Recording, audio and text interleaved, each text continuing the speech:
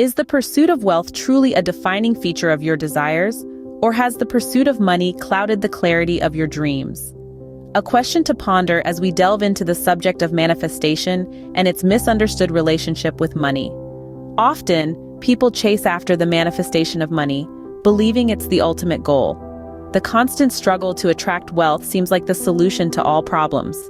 But shouldn't we ask ourselves if money is what we truly yearn for? Or is it the experiences and goals we associate with being wealthy? Think back to your childhood days. As a child, your wishes were pure, unclouded by the complexities of financial concerns. With age, we start linking money to our dreams, assuming it's the magic wand that makes everything possible. But isn't this thinking somewhat flawed? Money, in truth, is a byproduct, a result of achieving what we genuinely desire. The key here is to shift our focus from the money itself to the core desires, be it traveling the world, supporting our loved ones, or living a certain lifestyle. This shift requires us to disentangle the idea of money from our goals. Remember, it's not our job to figure out how to fulfill our desires. That's the universe's role.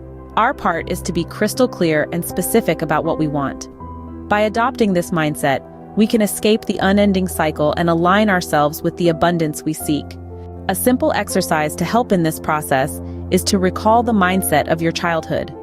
Did you associate money with your dreams back then? Probably not. Attempt to regain that innocence, that purity of desire, and focus on what you genuinely want, without getting entangled in the web of monetary details. It's time to stop manifesting money and start manifesting true desires. Release the old patterns, refocus your intentions, and witness how abundance flows naturally.